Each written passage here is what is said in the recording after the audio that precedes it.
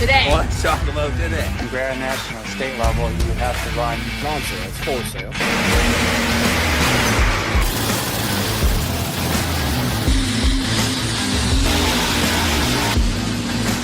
Is 9,000.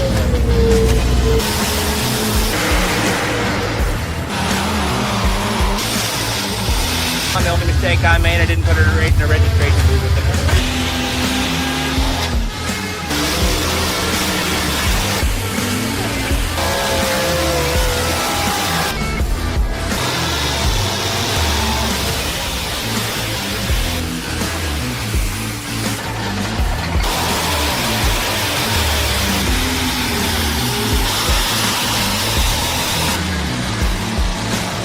Just this ever-evolving story.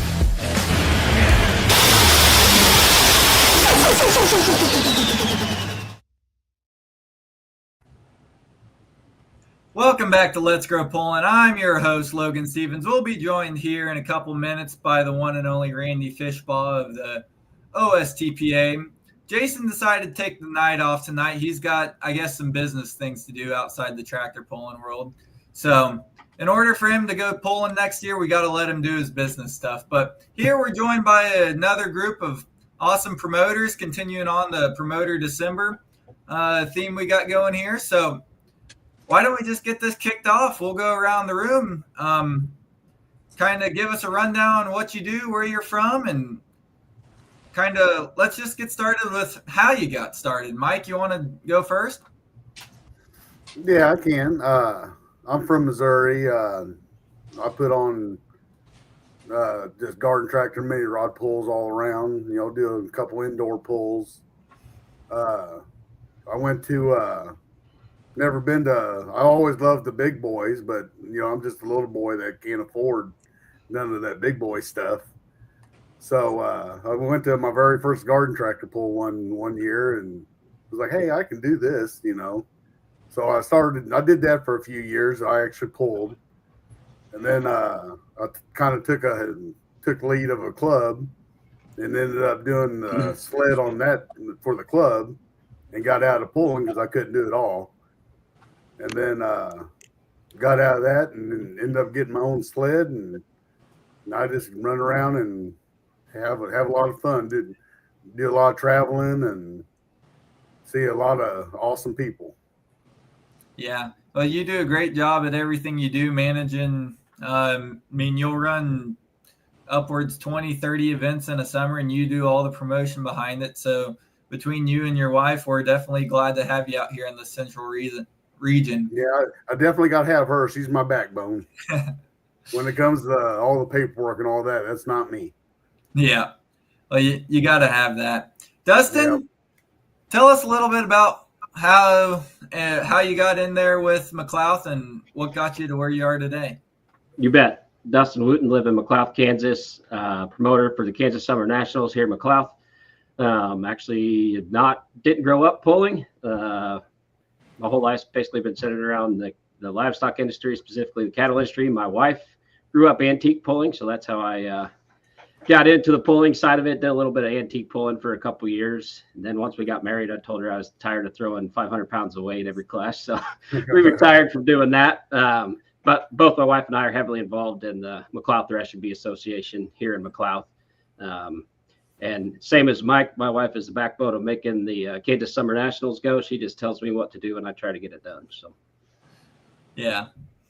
Well, you guys once again do a phenomenal job out there. We always have an awesome time when we roll out there, and it's always a great show. I mean, you guys put on an awesome show, do amazing things for the pullers, and heck of a crowd too. Kind of jumping around, we'll change it up and we'll go out here to the middle of Ohio, so to speak. Chris Solzner, tell us kind of a little bit about yourself.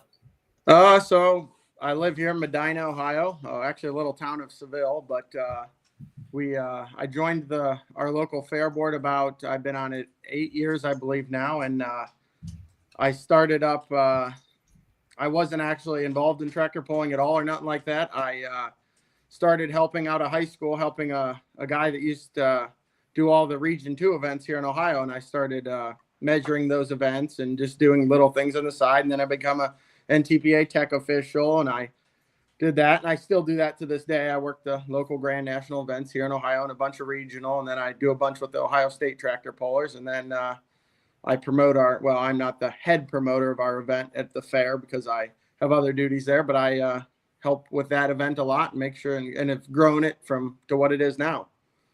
So, Yeah. But that's awesome with all that. I mean, Yeah.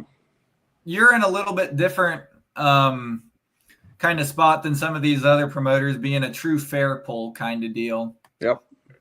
Yeah. That's why we do so well is a lot of it because we're not a standalone event versus probably some of these other events that we have a fair to draw people in. So versus some have to have just the pull to draw people in. So. Yeah. So that's kind of a whole new aspect going into it. And then, So how long have you been doing it out there? Oh, I mean, I was involved with it right when I got on the fair board 7 years ago, but we've grown it since then. We started with just having a 5-class pull to now we're a full 8 we have an 8-class 2-track show that's grown very big. So, yeah, Yep. That's awesome. Ken Hello. and Sydney, tell us a little bit about your event just north of us here in Buckner, Missouri. I don't know. We started 12 years ago. Maybe a little longer. 12, 15 years ago. We were brush pulling days, and we decided, me and my buddy Jim, we weren't done tractor pulling, so we had our tractor pulling in the middle of a cornfield, and it's grown from there. We moved it to the Sibley Orchard, and wish we had a bigger place to go now. Yeah. I know you were talking about making those changes. We had you on here and moving to the bigger place. So it sounds like you need to move to an even bigger 12 place. years is what ago. you're saying. Yeah, I don't. There's no place that's jumping at us, so No. we make do with what we got. Yeah. So just kind of kicking it off, and we'll go back around. Starting off your poll in the early days, how'd you kind of get it off the ground, and what kind of surprised you most about getting the poll started and just kind of the ins and outs of promoting it? I don't know, when we started doing it, we always find an organization to help us. And the first year we had the Buckner Grade School, they got in, and the PTA got in behind us, and it was just a pretty much redneck brush pull the first year. And then I think we pulled till 3 a.m. Yeah, way up in the morning, the way all that stuff goes. And then when we moved out the next year, then we got MSTA and the brush pullers. And we always have a lot of groups from town to help and for fundraising for them. Be involved in it. And, try to make everybody have fun, and everybody wants to come back, and it's worked really well so far. Yep. No, that's super cool. Chris, what's kind of your thoughts with getting an event kicked off for the first time? Oh, well, there's a lot of, if you're a standalone event versus around a fair or a festival or something, it's a whole new ball. There are two different ball games there just because one has a draw already versus one doesn't. But there's a lot of factors. In getting people to show up and make sure you can pay for a show versus a full on brush pull, as what you guys are calling it here, versus a state organization or even a national organization. It's all about what you can afford, and got to get people there to pay for it. So, yeah. So, the money's one thing, getting the fans to come, that's the other deal. So yep. It's not just getting up one morning and saying we want to have a tractor pull. Correct. There's a lot more that goes into it. But if you don't get up one morning and say you want to have a tractor pull, then you don't get anywhere. Yeah. That's like last year when we wanted to go to 2 tracks, a lot of our board members were like, well, we're making decent amount of money now, but we don't want to spend an extra $25,000 to make it a bigger event. So I says, okay. I said, I'll get sponsorship. So I did. So I went out and got all the sponsorship, and I got Jeremy Smith, who has the Spontaneous Combustion Pro Stock. He lives right here in Medina. And I went to him and another guy that's Bob Bauman at Bauman Oil or Bauman and Sons Oil. They're another big sponsor of ours. They both went up and they ponied up their sponsorship, and I went to about 10 other places, and I got it all paid for. So, and I even got Randy's mini rod sled paid for too in the process. So, because we had minis last year. So, yep. So that made it all go. So, yeah. So that's super cool with that. Dustin, so how many years ago did you get on, and then what was kind of the status of the Kansas Summer Nationals before you took over? Sure.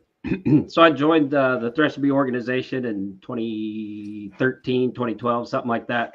In the past, Bill Petrie had been the promoter for our pool until last year I took it over. And then last year we also made the switch from PPL Western Series to Outlaws. So I know for myself and probably for some others in our organization, it was almost like we were having a new pool because we weren't sure what to expect. But we were thrilled and pleasantly surprised at how smooth everything went. Like I mentioned to Logan before we got started, it's the biggest crowd we've ever had. And just the comments we got from the pullers and the spectators, we were very, very pleased with how our event went.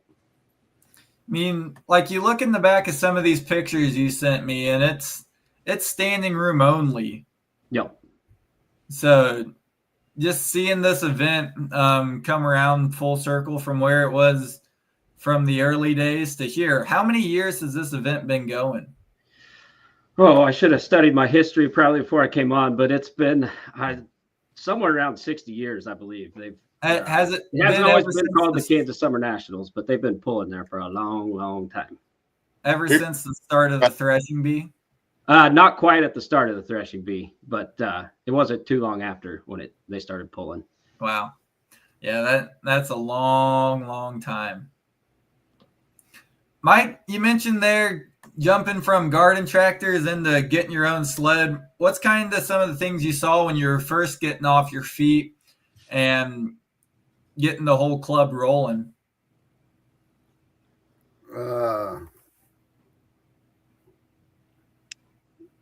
I really don't know. It was when I got out of the actual club itself, I went a year or so, and I was in a pretty bad spot at that time because I love sleds. You know, sled is just what I'm all about. And one of my buddies, Doug Wall, up at King City, Missouri, was putting on a pull during COVID, and it was all online and stuff. And he's just trying to get some guys out because nobody was doing nothing. And I noticed it was getting really big and stuff. So I called him. I said, "Hey, Doug," I said, "if you need some help," I said, "I'll help you." He said, "Man, I'd love that." And the guy's bringing the sled, and you can do it, and your wife can help my wife do the books. So we ended up doing that. And long story short, by the time the pool got done, the guy that brought the garden tractor sled pretty much asked me to run it for him and take it over. And so that's kind of where all that started. And then at that time, I didn't know what was going to happen. You know, I had a buddy of mine that was kind of trying to get me to go down south quite a bit with pulls and stuff. I said, "Man," I said, "I can't. I ain't got no pullers down there. You know, it's really hard to get established and stuff." And now down south is like where a lot of my big pulls are. You know, we'll have 150, 180 hooks or whatever. Wow. You know, down south. I mean, Southern Illinois is just, I pull with the club down there called 618 mini tractor pullers. And they have their own sled and stuff, but they like to have me come down, you know, just because they love the sled and all that. So they have me come down for all the big events, the fairs and stuff. And then I got involved with Gail Lutz and stuff over there in Kansas, and that's all worked out really nice. And then just kind of just been, you know, just clipping at it ever since. You know, it really helps out tremendously when you have a good show. You know, whenever you put a pull on, you know, like just last year I did a pull there in Lebanon at the same place I'm doing the Show Me Show Off this winter. And you did all the work. We had to pull dirt out, put dirt in and stuff, and only ended up with like, I can't even remember now. I was very disappointed on like 30 or 40 hooks. You know, that don't even pay the bills, you know, and that really gets you down and stuff. But then when you go to the places where you have good shows and it's a good turnout and stuff, it really picks you up a little bit and keeps you going. But other than that, I mean, I don't know what to say other than we just keep going at it. And, you know, the pullers are the heartbeat of the sled, and we just do everything we can to help the pullers out, you know. So we definitely listen to them quite a bit. Yeah. So the big thing there you mentioned is keeping the pullers in with it. And then let's kind of look at some of the fan stuff. So say kind of a first-time fan asks you what you got going on here. How do you explain to a fan kind of what you do and how to get them to just attend the pull? Well,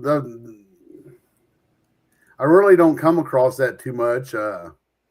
But the ones that I do, you know, kind of talk to and all that, I tell them, you know, there's, you know, the kids that are there pulling and stuff. It's so amazing seeing like these little, you know, 4 and 5 and 6-year-old kids, you know, on these tractors. You know, they're like big. They're doing it big, like the big boys are. You know, it's just so amazing seeing them. I really feel like I'm a pretty strong guy, and you get a little kid pulling down through there, and the audience starts hooting and hollering and stuff. It gets me really teary-eyed. You know, it's just really awesome. And but we're trying to involve the mini trucks now to try to pull in some more of the crowd and stuff, you know, at some of these events and all that. And we just tell people that, you know, these garden tractors ain't your average lawnmower. You know, I mean, they've definitely come a long ways. Yeah. Dustin, what's kind of your thoughts on getting a first-time fan to your event? Sure. So that's not being a puller and just a fan of the sport. That's, I guess, kind of how I focused putting our classes together last year. And I think the diversity sure helps. Like even the first timer can tell the difference between a mini rod and a semi, right? So having really no two classes not were alike. The closest two classes we had to each other were the 4.1 limited pro stocks and the 5.0 pro stocks. Everything else you could clearly see that was different. My opinion, we're in pickup country, so 4-wheel drive pro stock pickups, everybody can relate to them. Everybody's dad or uncle or grandpa had a square body at some point in their life, and they're the most road looking pulling vehicle there is, at least that we offer at our pull. So we have a lot of fans that come for the 4-wheel drive pickups. That I would say, if they know what a tractor looks like, or even if they don't know what a tractor looks like, it's well worth it. It's only $25 to get in, and you can't hardly do anything anywhere for $25 anymore. So once they get there, they're shocked at the show that's put on, the crowd that's there. And usually if you can get them hooked and get them there, they'll come back the next year. Yeah, that's something I've seen, kind of the thought of you can go to a concert for $100 a chair, or you can go to a tractor pull for 25. And I think you get a better show at a tractor pull, but getting over kind of the thought of, oh, well, $25 is too much to go watch a pull kind of deal. Sure. And it's a family friendly event, right? So you bring your whole family, bring your kids, relatively for a pretty cheap budget. You bring your family in, the kids will enjoy it. And a lot of times sometimes those are the kids are the ones that make the parents come back. So we enjoy having a whole lot of kids show up to make mom and dad bring them back next year. Yeah. And I mean, the kid, like Mike mentioned there, the kids are kind of what makes the sport go around with stuff. Chris, what's kind of your practices with getting first time fan to your event? Well, we do. So usually the day before we get a couple of these local. So it's during the week of our fair. So we obviously have attendance and people there that don't even know what a tractor pull is probably. And so the day before, we've been getting a couple local pullers here that don't have a pull the day before, because some do. And we get them to bring their pulling vehicle in, and we put it on the fairgrounds. And they talk about it, and people see it and touch it, and some of them let people sit in it. And that's been good, and because that gets new people's eyes to come back the next day that might not have come back. So we do that. We do some ticket giveaways here with our sponsorship and stuff along like that. But we have a pretty good fan base just because it's our fair. So a lot of the people that camp there and things of that nature, they attend it. And we are in pulling country, I guess, out here, because every county fair around here has a big show. If it's not there's 2 Grand National hooks within an hour of here. Well, not less than an hour, 45 minutes. And then there's a bunch of state hooks that are, every county around us has a state hook and everything else. And some have 2 and 3. So pulling is readily available around here. It's not. So there's a lot of fans of it. Yeah. Across year after year with your event, do you see more pullers or more fans returning, or do you see more new faces out in the crowd? That's hard to say, because I can't say I sit up there and scan them all, because there's just a million other things going on. But I would say most of them are probably returning, but I'm sure there's a fair amount of new. I'm sure there is. We've grown the attendance, so there's got to be new. So we definitely have grown that. So, and I think adding the new classes we did brought in some people and stuff of that nature. So, yeah, I know. Talking and just seeing what Sydney does on her daily with stuff, getting the new fans to the sport. What have you guys found that works best to get kind of some new butts in the seats? Keep the old ones and get the new ones. Well, so we try to advertise through the school, get the school involved, and then that helps get some kids out that don't, wouldn't have come anyways. And then lots of times we'll do we'll have some buy one, get one tickets. And sometimes you can get some people that wouldn't come that way. And then a lot of times those people come back, Another thing that we've done that's really helped our crowd get there is when when we went out to Sibley, we had there for a while, we did a couple farm classes real early, get them out of the way, and that gets some other people there. But then we did, for a couple of years or 3 or 4 years there, we did PPL, Outlaws, and MSTPA. Then when you have all 3 of those organizations, you get your fan base is just like, it's huge, because there's certain people that follow each organization. If you can have it all there, then that's really when we grew, when we did that. And the downfall of that was the sanctioning fee with all 3 groups, But the other thing that we do too is, we'll advertise on the radio. Facebook's the biggest thing, social media. We're getting, this past year we was kind of lax on getting our flyers around, but years previous we'd go in a big circle around Buckner, 20 miles passing out flyers. But social media is probably the best thing, and Sid really helps with that.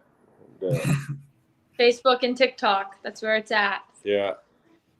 So that was going to be my next question, kind of leading into that. What do you think some promoters kind of overlook as for promotional wise, or best ways to get their events out there?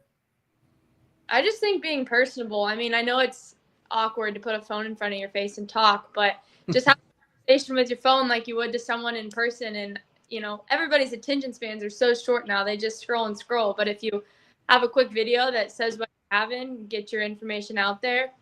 Everybody wants to watch a video now instead of read a post. And I just think that's the way things are changing. And it's awkward. No one likes to listen to themselves talk, but it's worth it.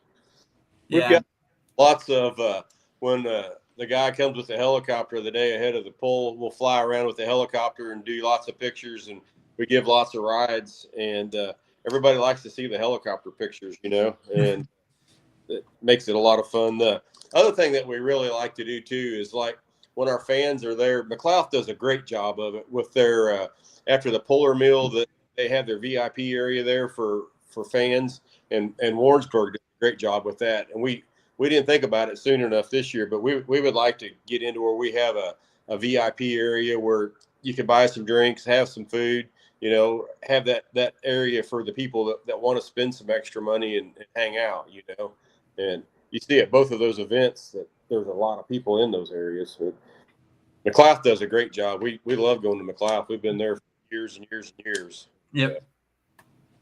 Dustin, what kind of with the VIP stuff, how'd that come about with McLeod? You're muted. Sorry about that. Starting the Kansas Summer Nationals, the whole purpose of having the event was to raise funds and draw people into our grounds for our threshing bee that we have in September, which is steam engines, old threshing machines, corn shellers, and things like that. So that's the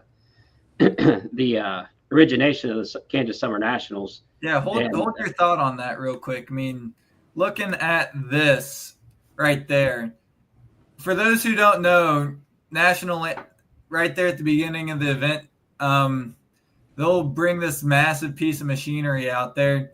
Dustin, what can you tell us about this thing real quick? All I can tell you is it weighs a lot, and it's only like 18 horsepower. So, wow. But it's cool. It is cool. It is cool. Yep. That's a tradition. That's how we start the pull every year, is with the steam engine coming out, pulling half track for the national anthem. And luckily for our threshing bee, in September, we've attracted a few more steam engines to come. So I think last year we had 3, maybe 4 in September. So, but to get back to your original question on the VIP, that's actually for our sponsors. My goal is to have the pool paid for, at least everything on the track. So the purse, sanctioning fees, sleds, and everything with sponsor money. So that VIP area is exclusively for our sponsors. Yep. And that we'll feed them. We have bleachers and tables and everything right at full pull line, somewhere around 300 to 320 feet. They're probably got the best view in the house. So that was origination of the VIP was, hey, how do we help raise funds so we don't have to come up with all this money out of pocket by getting some sponsors. And we've been very, very blessed to have some very good sponsors that have been with us for a long, long time to help us make this thing go. Yeah. We bring you a slight break in our discussion to welcome the one and only Randy Fishball. Hey, good evening, everyone. Sorry I'm late. So you are 100% good. So, Randy, it sounds like you just got out of a pretty heated meeting, so we'll let you jump in on the next one here. Sure. But, Chris, do you have anything similar to that with the VIP or any special things for your sponsors? No, I mean we don't do that. We do a big pullers meal that a lot of them eat at, but I wouldn't say it's a VIP thing. But all the sponsors can eat. But most of the sponsors are involved with the pull anyways, so they are there, or they are a puller, so Yep. or have a pulling vehicle affiliate. So, but no, we don't do really a VIP thing like that. We give them tickets and things of that nature. So. Mike, you're kind of in a different situation with this, not having one singular event that you're at. Tell us a little bit what it's like with getting sponsors for the club and kind of what goes on behind that. Well, I started out real strong with the sponsors and stuff. And my boss and stuff, he still does a lot of sponsoring for me and all that, but I've got to worry anymore. It's been so hard to grab sponsors and stuff. I just kind of just do my own thing anymore. It's just, there's enough on the pool itself, just getting it put together and stuff. And like I said, I'm kind of a lone man, and I just ain't got the time and everything to do it all. So I just try to just do it without the sponsors and stuff. So Yep. Which makes it really rough, but it's been working. Yeah. Well, some things got to roll like that. Randy, let's I'm get you listening. in here. I'm listening. What's on your mind to ask some of these fine gentlemen? Oh boy, I tell you, my brain's been scattered. I was just gonna hang out for another round or so just to try to figure out what you guys have already talked about. Okay, so cool. We can definitely let you roll on that one. for So, sure. Seeing that a lot of these events take a lot of work, I know just being at Dustin and Ken's event, seeing the community come around. Mike, what are some events that you've been to that you've had your sled at where you see just some members of the community and just kind of their involvement with that? Oh, there's some places you go to that I mean, I'd really hate to say it, but that could really care less if the pull even happens. You know, they don't take care of the track and stuff, and those places like that, I don't really care to go for. Yes, it pays the bills, but I've got to worry anymore that, you know, if it's going to be a bad track and stuff, I don't want that for the pullers. I don't want to be known as this, you know, hey, Mike's putting on this pull, you know, what's the track going to be like? I want to be known for the guy that, you know, always has the good tracks and stuff. And like I said, I can't do it all. And a lot of the fair pulls and stuff I go to, the only tracks that I deal with is like my indoor stuff. And Chris Monses and stuff helps me do that. Mackenzie McDaniel and Thomas Michelle and stuff like that. They always help me build the tracks and stuff at my indoor pools and stuff. But there's some pools that we go to that's just so amazing. You know, the help that they have, you know, with the community and stuff. You know, they're all there. You know, a lot of them don't know what they're doing, but they say, hey, you tell us what we need to do and we'll jump right on it. You know, and there's a bunch of places like that, you know, that just love it. And then they don't have as far as the garden tractors and mini rods, people don't understand what they are and they don't show up, you know. And I always tell the promoter or the fairs and stuff, I said, you know, get the word out, you know, this year might not be as good, but the people start talking and more people start showing up, and it works out that way. But normally the first couple of years is pretty low on attendance and stuff. And we're still not really big on, you know, attendance coming. You know, we never pull in a crowd, you know, just even NQS, you know, they're like the little people, you know, but they do really big shows, you know, they're national and stuff, and they don't even pull in the crowds and stuff. But a lot of these little bitty towns that you would never think anybody would ever be at, you know, you never even heard of them before, has some of the biggest audiences. You know, it's just so awesome like that. Yeah. Let's talk real quick on keeping kind of the fans involved with it. How do you structure your show to keep the crowd there over, of course, multiple hours? Yeah, well, I normally try to always start off with the kids, you know, pulling, and then we'll jump right into, you know, a V8 mini rod or something, and then I consider all the adults on like 16 horses and, you know, stuff like that, kind of just fill-ins, you know, and then we just scatter them to where there's like the kids will pull, then a big one will pull, then there'll be like just the fill-ins, and then we'll jump back to, you know, maybe another kids class, and then, you know, I had the sled set up real easy where it's mainly just changing gears and stuff. I don't move much weight, you know, at all. It's just you know, some of the kids I won't use grousers or nothing, but then, you know, it's just a flip of a button, you know, flip of a button and change of a gear to jump up to the big class. So it ain't nothing for us just to, to be able to keep the show rolling.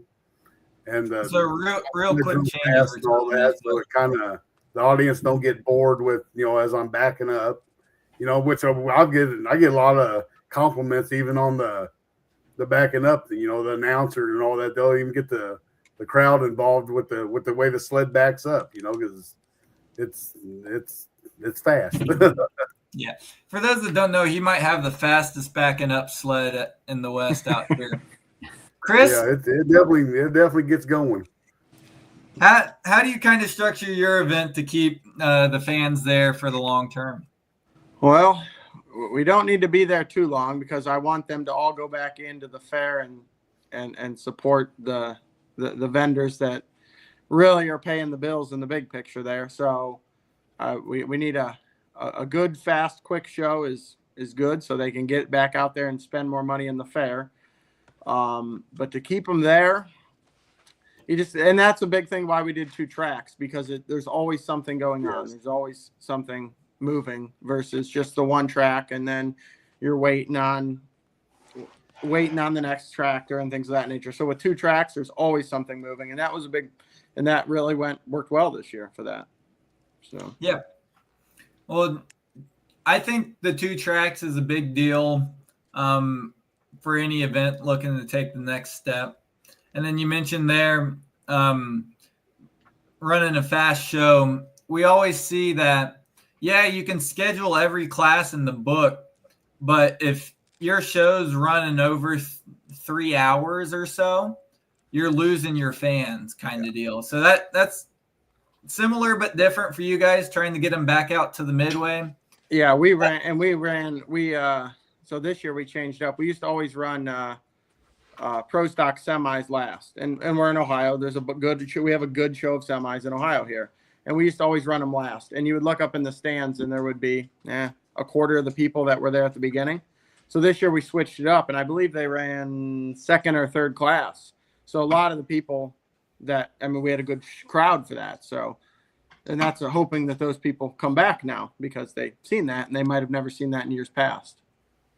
Yeah.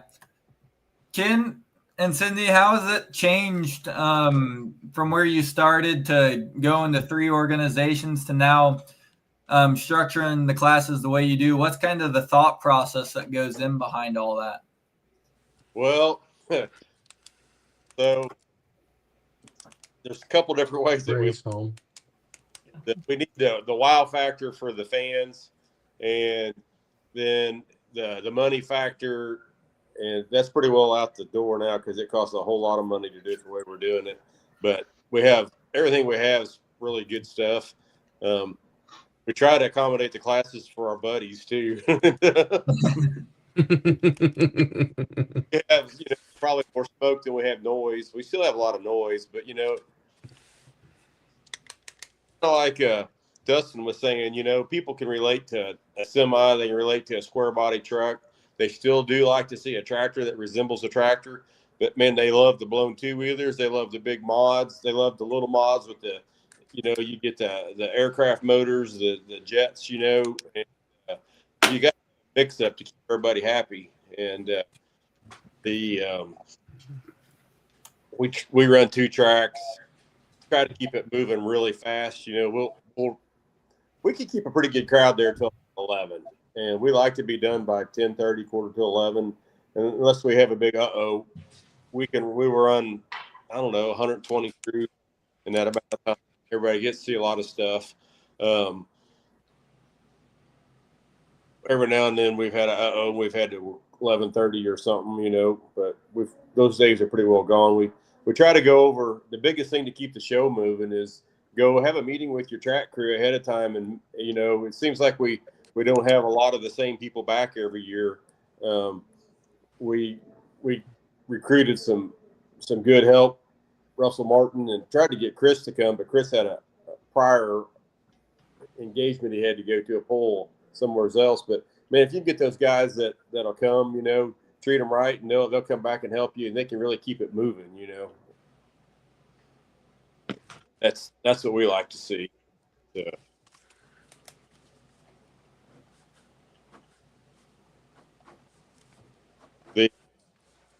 far as the pullers, when they get there, we're short on parking, and I think it's really important to make your pull smooth is to have a plan for people there to get the pullers parked. Some of the pullers get aggravated with us because we haven't parked so close, but we try to, hey, if you got 2 or 3 vehicles, we'll give you a little bit more room. But if you have people that do the parking for you, man, you can get twice as many pullers in the pit area and get them stacked in there all the right way, and then everybody can leave and organize a lot better that way. Okay, what I'd miss. I'm back now. Oh, it's all right. You did okay. So I need to figure out where we were. So we're just going over things that made the pull good and quick. Yep. Oh yeah, that's where we were. Dustin, we had one year where we fought rain a year or two back to where we had to drop it to one track. But seeing that you've mostly always ran two, how do you stage your classes? Yeah, so Kyle did an awesome job with Outlaws in the class order. I think there's a really good balance of the smoke and the noise and kind of alternating them last year. In terms of the speed of the pull, like Ken mentioned, Chris mentioned, 2 tracks definitely helps, but having a really good track crew, our track crew's been together a long time, and they get with it, and they know what to do. And this year we added, on a bigger scale, a bigger t-shirt cannon to give away t-shirts when their class is over in the reweighting sleds, and that went over really well. We might have had as many comments about the t-shirt cannon as anything after the pull is over. So just to keep everybody engaged and having fun. I don't know how many t-shirts they shot off, but it was well over 100. So. Yeah, on the list of superlatives that you can give the Kansas Summer Nationals, I think the fastest track crew might be one of them, because those boys can put together a track darn quick. So, Randy, hearing all these different things from all sides of it, what's kind of your 300-foot flyby on the current state of promoters? Sounds like everybody's got a little different outlook on it for sure. And like I say, I know being around, doing a lot, I've worked with Chris a lot at other events other than his. And I don't know if he told you, he gets a tractor. It's got a mounted, grader and pulls the roller on it. That really speeds up our show. They've been trying to get more and more people to do that. And us as Ohio, as the executive board, are going to work more with our promoters. Chris doesn't even know about a few of these things. We're going to work. we're working to try to get to keep the crowd involved. We're going, if you get and Chris already has an A event. So some of the new things we're adding for that, I believe there's going to be like driver introductions, and try to get the crowd involved and maybe throw some Frisbees. And if you like this, say the Pro Stock class, if they throw the Frisbees out and Jeremy Smith, wins with the high-strung tractor, and your boys or your kids have that Frisbee, they bring it down to the t-shirt tent, and they'll get a free t-shirt, and we get Jeremy to autograph it or whatever, or whoever, Kenny Lucas with the fantasy truck or whoever it would be. We're going to start offering that to our promoters to try to get the crowds involved more. So that's going to be fun. We did it at a couple events, and it was a lot of fun. So we're going to, as executive board members, we thought that would be fun, and to try to keep everybody active at that too. So that's another thing that we're going to bring on to our promoters this year. This is kind of a question everyone can answer, but more towards Mike and Randy. What have you noticed that some things your promoters are doing that you'd like to see other events adapt into, or they're good ideas that could be modified and work out really well for everyone? Well, Chris does it up there in Medina, and when we worked with Kyle a little bit, Kyle Matcham, is like you said, a few of them mentioned parking vehicles. That's a big thing. Once you get the first 2 or 3 pullers parked, if we could get everybody to do that, boy, it'd make our life a lot easier at the end of the day. That's one big thing that we struggle with. Some of our venues are very small. If we could get everybody designated to have a parker, that would that would go a long ways to make our life a lot easier. And a few other just little things, that'll make the flow of the show better, to the scales, from the scales, make the show better, faster for the fans as well. That'd be kind of something we're going to push our promoters for. So that's one thing we're working at. Yeah. Mike, when you show up to an event and the weeks leading up to it, what are some things that you can tell a good promoter's doing for the event where you know, hey, this is going to be a good event? Oh, when they kind of communicate with me on how we want the track, they'll ask me, how much water and stuff, and sometimes, this is Missouri, you never know, it changes daily, but we have a lot of talk about that and stuff. And then another thing that I really think that helps to keep an audience is having an awesome announcer that engages the that talks about the pullers and lifts everything up and all that, and then throws the audience in there and all that. I think that goes a long ways. But other than you can just kind of tell in the promoters, I don't know how I want to say it, but voice or whatever, that if they're really excited about it and stuff, that normally goes a long ways too. Chris, kind of changing it up for you, going to other events, what have you noticed some other promoters doing that really struck you and things that you could adapt into your own event? Yeah.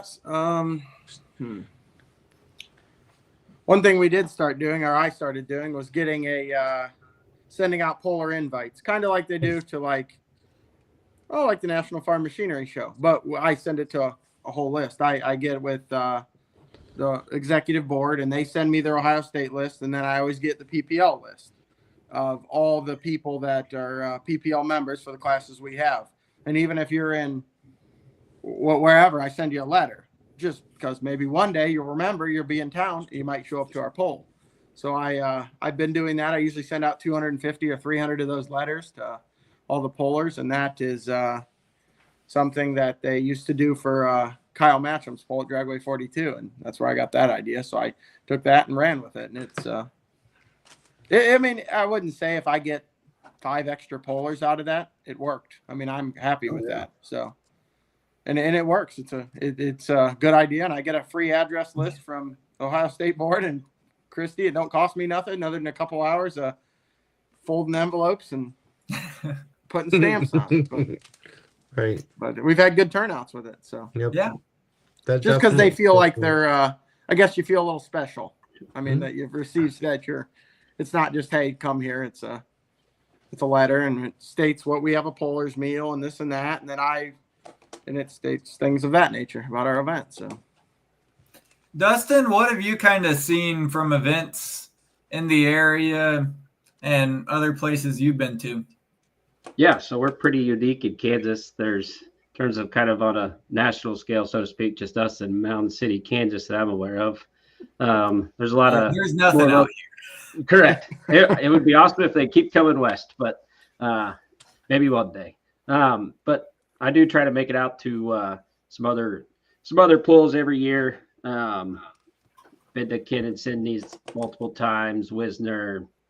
We've kind of been all over the place just to kind of see what they're doing and incorporate things that works well at those pools to help make our pool better.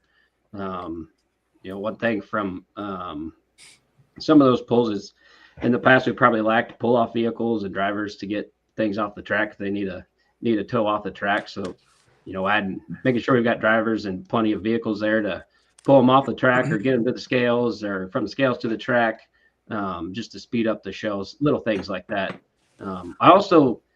We like to go to everyone's concession stand and see what their food prices are to make sure ours are in line every year with everybody else's, and we're not either way over everybody or way under. So that's one thing we look at everywhere we go is concession wise, are we in line with everybody else? Yeah. The world of Poland's always changing, and I mean, a whole bunch of stuff's coming out. Let's get kind of the group's thoughts on, I mean, all of us at one point in time have put on a poll that's now gone with the live stream stuff. How's that kind of help your event out, or for promoters that are kind of on the edge with stuff? How's the live stream world treated you? Yeah, I don't. So I guess I'll start. We have never had live stream at Medina yet, but I've been involved with quite a few in Ohio at other polls that have. And what I hear from some of the older board members of like our local fair board and stuff like that is, well, if we live stream it, these people aren't going to come to the poll. Mm-hmm. And that's a battle, is that people that they think that everybody's just going to go on and pay the money and watch it on there. Well, I disagree with that. I mean, I've been to enough polls that the local crowd, there's a big difference between watching it on TV and seeing it in person, just like any sports game. Same thing. Why do they fill a stadium? Because it's the same thing when you can watch it on TV, because you're actually there. It's the experience you're getting versus live streaming it. But I think live streaming is a great thing. I mean, I watch polls all over the United States go with it. I mean, so it's a great thing. Mike, I know we've had a couple of your indoor events streamed. How did that work out for you? I like it personally, just for the simple fact, after the poll's all said and done, I can go back and like study, the classes and what I could do different, and I do a lot of that. Sometimes me in the sled and I can't see the full picture. So after it's all said and done, I can go back and look at it and be like, well, I could have done this to make it a little bit better, and stuff. And that's where I use the live streaming for me personally. But yeah. I love it. Just hearing the comments. I got a lot of buddies that, with me personally, with all the traveling I do, a lot of the people that are around me, they, they're never going to show up to a poll. They're not going to drive 4 or 5 hours to go watch a poll with me, but they can, sit back at home, and just like the Lebanon poll, they'll sit back at home and they'll watch it, and that kind of makes you feel good, when they you go back to work or whatever, and they sit there and talk about it, and you weeks on in, you see videos of it and stuff. So I really think the live streaming has been a good thing. I have been at polls that, like Chris was saying, the fair itself didn't want it because it wasn't going to pull people in. But I really feel like it will pull more people in, just because they'll see what it's all about, and then the next year they'll go. Okay. So that's kind of where I stand on the stuff. Dustin, have you seen anything with McLouth? I mean, your numbers continue to grow every year, and then you have the live stream deal. Yeah. I think, like Mike just mentioned, I think it's a benefit for sure. Not only maybe bringing in some new fans to come, but potentially maybe some extra pullers that maybe catch the live stream. Say, I've never been to McLouth. They have my class there. Then also, using full pull this year since we were with Outlaws, they also did our online ticketing, which was a big help because we sold a lot of tickets online before the show started. So being able to marry those two things together was awesome. With the live stream, we have the replay screen. So all those replays that from those camera folks goes on the big screen. And I don't think we could ever go back to not having a replay screen. So I think that's a benefit. And then, as Mike mentioned, going back and being able to watch it for me was probably the biggest perk of it, and seeing things that I didn't catch during the event because there's so many things going on, what we can do better and what we need to change for next year just by watching the replay of it. Yeah.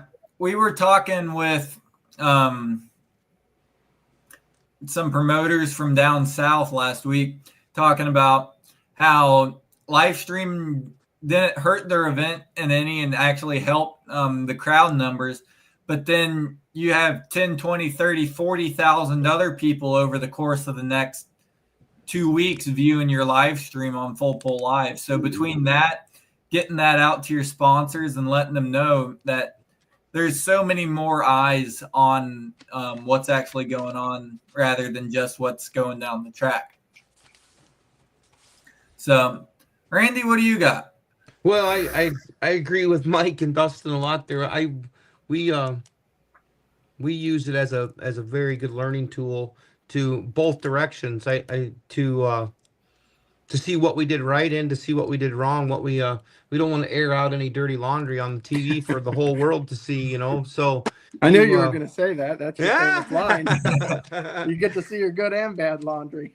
Absolutely, Chris is right, and he and I have we talked quite a bit and about other things, and that's there's so many benefits. There's way more benefits to live streaming than there are downfalls, in my opinion.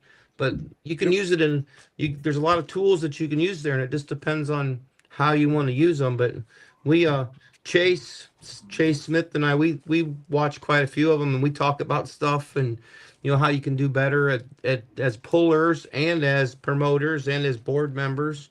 So there's a lot of great things that the Full Pull's doing for us. And that's, once again, that's just my opinion, but I think it's a great thing, and it's just a mental block with the old timers that think it takes away. But I think it probably gets you more people to come, because let's face it, a lot of us are pretty spoiled. We've all been on TV a few times, and we're not movie stars by any stretch of the imagination, but we've all been on TV a few times. We've all get to wave to the crowd, and everyone, some of us more than others, but a lot of people, when they flash to the crowd and people get on TV, that's a big thing for people in a small town of 1,250 people. Man, they got on TV the other night. I seen you on TV, so it's a big deal for that, and a lot of people, I think you can draw them in with that, and it makes a big deal. There's a lot of selling points for it. I don't know. It's never ending, in my opinion, of what you can do with that live stream. So, but yeah, that's my take. So that's your 10 cents on it. Yeah, that's my. You can do video review as well. Sure. Yeah. Once again, you can do video review. On the downside, you could throw the yellow flag in. Yeah. I take it there's probably a story to go along with it. Well, I don't know. Chris knows more about that. It would just be a new rule. Yeah, An organization put in there that there will be video review. Yeah. So, yep. Yeah. And that's where it can be a good thing. So. Sure, it can be. And obviously, I'm not a very big sports person. I'm all about spark ignition, but so that's why we all laugh about, Chris and I laughed about it. Like say you can throw the yellow flag or whatever that flag is for the video review at your finished flagger and tell them to get on it, just something to laugh about, that's the shop talk. Sorry. So yeah. What's some of your guys' thoughts on what it's going to take for your event, and then kind of events all over the country, to kind of take pulling to the next level, as we're seeing? I mean, we're constantly progressing forward, and I think the sport's at an all-time high, but keep the sport moving forward and seeing what we can do with it. Boy, that's a loaded question, Logan. It's going to be tough to keep it going. I mean, there's a lot, in my opinion, there's a lot going on right now. And the next couple weeks is going to be a lot more things come out. And once the dust settles and we actually get to go pulling, I think that's going to be when we'll be able to tell what we can do to escalate it to the next level. Because the next level's here. We just haven't got to play in that sandbox yet. So. Yep. But it's gonna be a fun summer. If you're willing to drive, you're gonna have to be willing to huff a few miles, and which in Ohio we always drive a bunch. Not as much as you guys do. You guys drive a long way just to get the chain tight, but we got a lot of events here, and we drive them. But if you're willing to drive, I think it's gonna be a fun summer.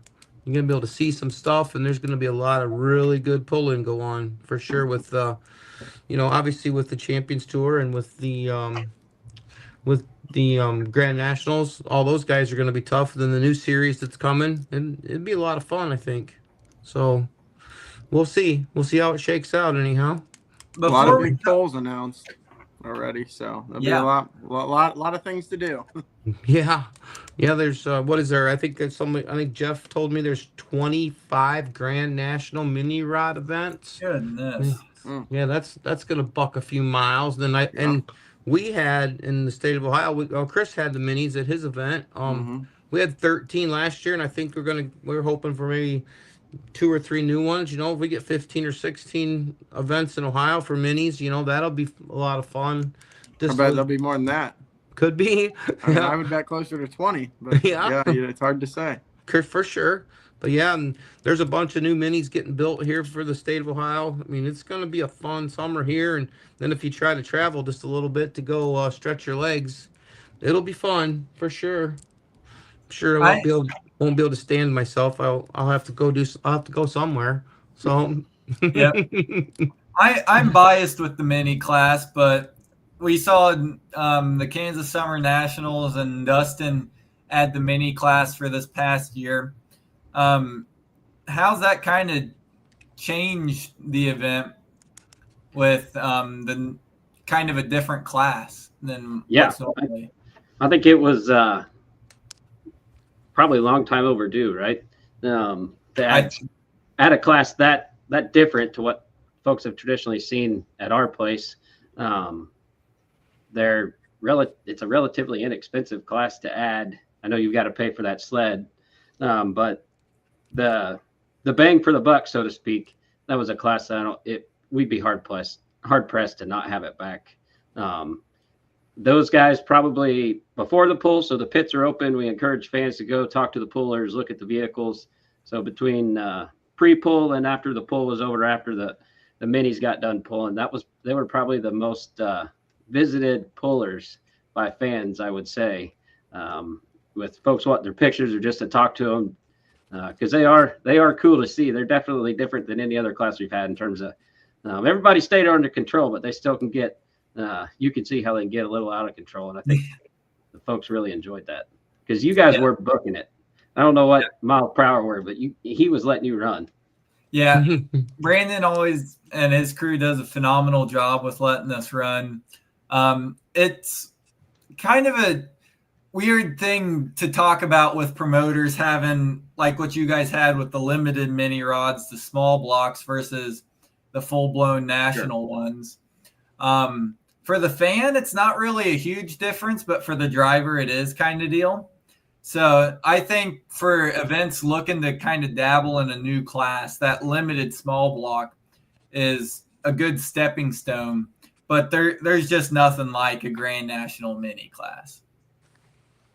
Before we talk some 2026 stuff and get Randy's final thoughts with this, you had one piece of advice, Dustin, and we'll go around the room, one piece of advice for a first-time promoter that you could give them to get their event off the ground, what would you give them? Surround yourself with a very good team. You cannot do it by yourself. So make sure you have reliable people that are connected, whether it's in the community, with sponsors, with pullers, to help you make your event successful. Because I know I could not do it without our organization. There's probably 10 to 15 people that really helped me put it on. And like I said, there's no way I could do it or want to do it without them. Yeah. Chris, if you could, over your years of knowledge, one piece of advice. Yeah, well, Dustin about nailed it there. I mean, without the people and the sponsors and the money, I mean, you need that, or you can't do it alone. But don't overdo it, because you overdo it and you lose a bunch of money. It's tough to come back a second year and do it again. So it's better to start slow and get big. Don't jump in with 2 feet. Very true. Very true. Mike, any advice? The thing that I've seen the most of is they just need to get the word out. There's a lot of places that I've been to that, and which I like when I go to Kansas, and we do that pull there and stuff, which I know Gail can't do it all and stuff. But you know, we get there early and all that, and we're there for 2 days, and we do a lot of driving around and going to different places, eating at different places and all that. And you never see a flyer or nothing up nowhere.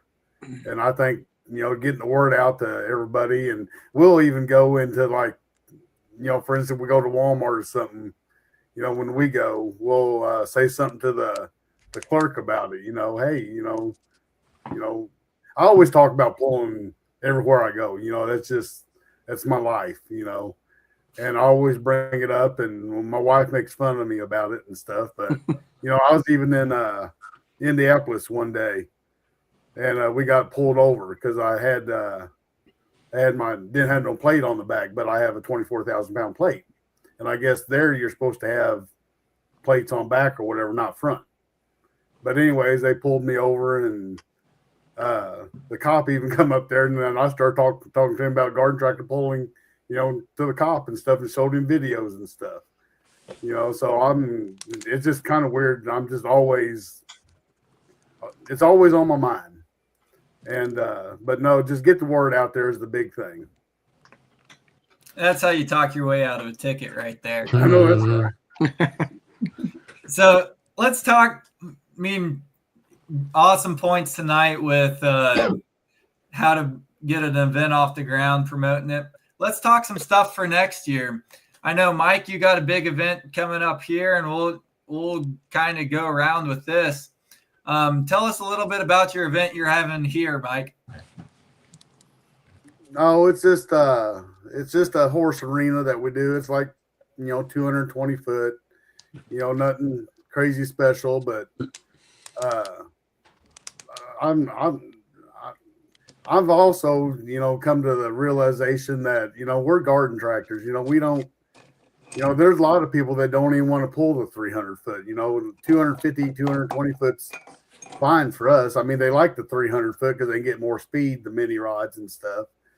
But this is just a pull I've been doing. It's a little bit more affordable for me to be able to do and stuff. And, you know, this is a place we got to pull the dirt out and put the dirt in and stuff. And during the wintertime, it kind of always scares me with the way the weather is, but you can't control Mother Nature. So, you know, if it gets bad and stuff, we're going to cancel, but it's all pre-registration. And if it does get canceled, all the money is going to go back to the pullers and stuff. You know, that was some of the talk that's been going around and stuff, but no, we just have a good time, and there's a lot of people that's been at it that love it. You know, they think it's the best place they've been to. Yep. We've been a couple years back, and it was a great event then. So we wish you the best of luck with that. It's always going to be a great event down there. So, Chris, let's talk a little bit with what's going on out there in Ohio in 2026. Well, as in for our event? Yes. Well, I think we're pretty much going to do about the same thing we did last year. We might change up a few classes here. One of the dates of the high stakes series does happen to fall on our poll date. So depending on the location of that poll and who is accepted and things of that nature, we might change up a class or two. But other than that, I think we'll pretty much run with the same thing we did. It went very well. So. Yeah. Similar weekend. Any big changes with that, or any big changes overall with classes or anything?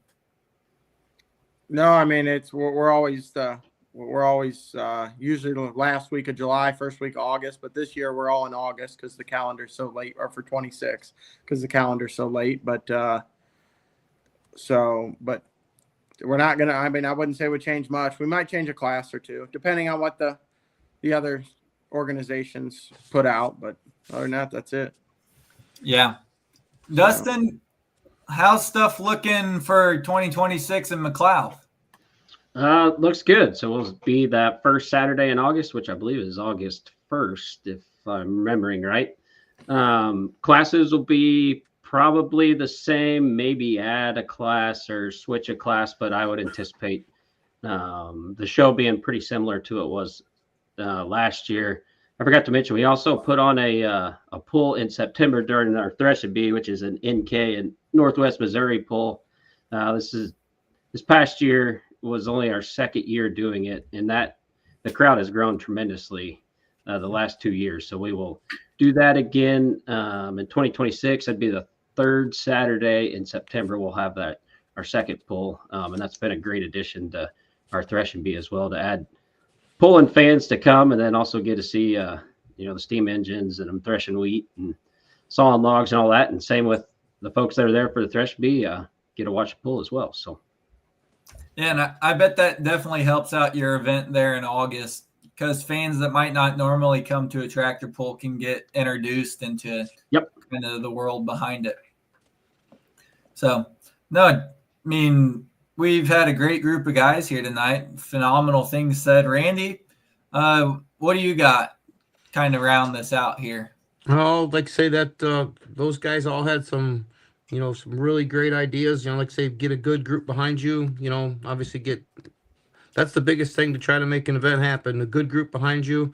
And the biggest thing you got to remember is, like Chris said, start small, then build yourself up. But you got to have fun doing what you're doing. There's got to be some mid and after hours shenanigans to make sure you have fun doing what you're doing, to get people to come back. That's what it's all about. Sometimes we get ourselves so wrapped up in this thing that it is a business, but God, we got to have fun doing what we're doing. And we sure do here at home. We try to have as much fun as we can doing what we're doing. And there's a lot of stuff that's going to happen in Ohio. It sounds like, with the high stakes, there might be an event here in Ohio. It's going to be fun to have. We won't be hosting it or anything, but some of our pullers might get invited to it. But if not, maybe it'll be on one of our off weekends. But I know the one weekend that they've put the dates out is for Chris's weekend, and we have 5 events that weekend, so there'll be a lot of pulling in Ohio that weekend for sure. So other than that, until we find out exactly when and how that's all going to shake out, we're just kind of status quo in it. Fair managers is coming here in about a month, and we'll have a lot of stuff to happen in January to talk about, that's for sure. So, but I said a lot, but I didn't say anything really, so we'll let it go at that. But it was great being on here. Sorry I got here late, but we had a little extra township stuff to handle tonight, but it was a lot of fun as usual. So being here with everybody, so I really appreciate being on here with you guys, and thanks for showing up, Chris and Dustin and Mike. It was great. It was great talking with you a little bit. Yeah. Hopefully this was a good insight into kind of what really goes on, both from a puller, promoter, and a sled guy's point of view on it. So that's all I've got for this. It's PRI week. So Full Pull Live has got all their stuff rolling on PRI this week. Randy, hope to see you out there. And if anyone else is going to be out there, I know Full Pull is doing a lot for the pullers around there. So get to see the Richardson's foursome mod, and I guess we'll kind of give a report back. Sounds like we're going to figure a lot of stuff out this week. Sounds like it. Sounds like they're going to reveal. Sounds like they're going to be pulling just about. I talked with Jonathan and Christy just a hot 30 seconds today because we were busy. I was busy, but sounds like they're going to have some sort of a pulling every day of it. So it'll be interesting to see how it all shakes out. And I think maybe there might even be a sled out there and maybe a 2-wheeler. I think one of the Nelson's 2-wheelers is going to be there, and maybe a mod from the East Coast. I'm not sure, but be a lot of vehicles out there. It sounds like. So it's definitely been awesome seeing how pulling's grown with the PRI. I mean, for sure. You look 3, 4, 5 years ago, there was no pulling on the scene of PRI. For sure. It's just kind of exploded. So it'll be awesome seeing what goes on with all that. Yeah. But as for right now, I think it's been a great show. Thank you so much to Chris, Mike, and Dustin for all being on. We'll be posting some things about their events, and you can find them putting on some amazing stuff this year. So, boys, that's all I've got. Sounds good. Thank you, guys. Yep, Thank thank you. you. Thank you for an amazing show. Stick around. We'll, after we get done with this, we'll have a little debrief and we'll make her better. Thank you. Thank you. Yep.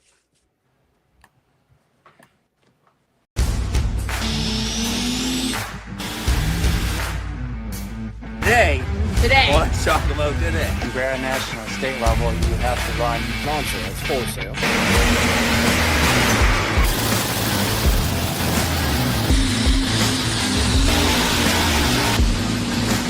Is 9,000.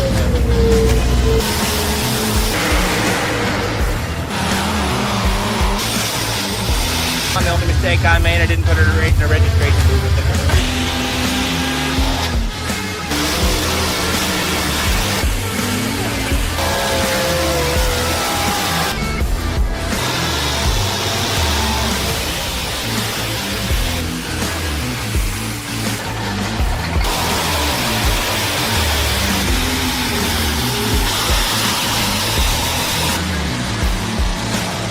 Just this ever evolving story.